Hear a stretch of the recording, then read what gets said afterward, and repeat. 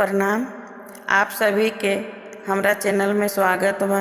आज आप सबके एगो बेटी विवाह गीत सुनावतनी।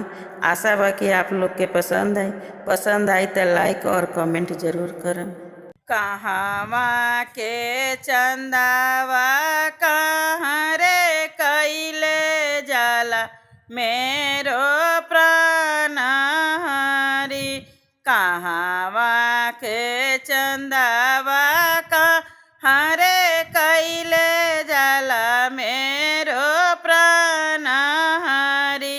कहवा के दुल्हा भी यह कैले जाला मेरो प्राण हरि। कहवा के दुल्हा भी यह कैले जाला मेरो प्राण हरि।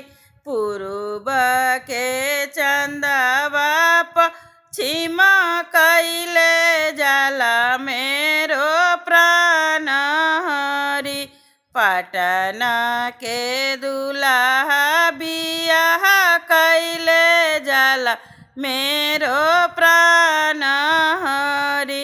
मचिया बैठल सासु करे बलुहारी मेरो प्राण हरि।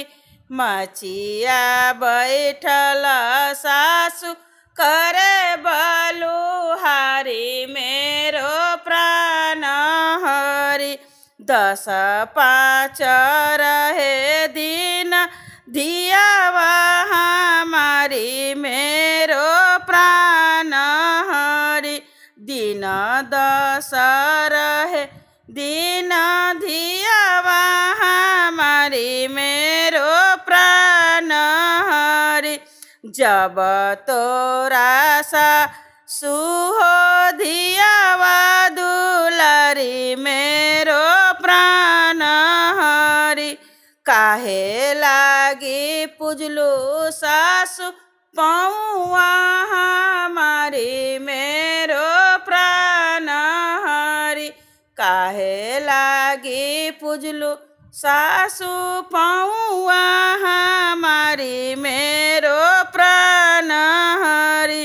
रसोईया बैठल सरहज करे मनुहारी मेरो प्राण हरि।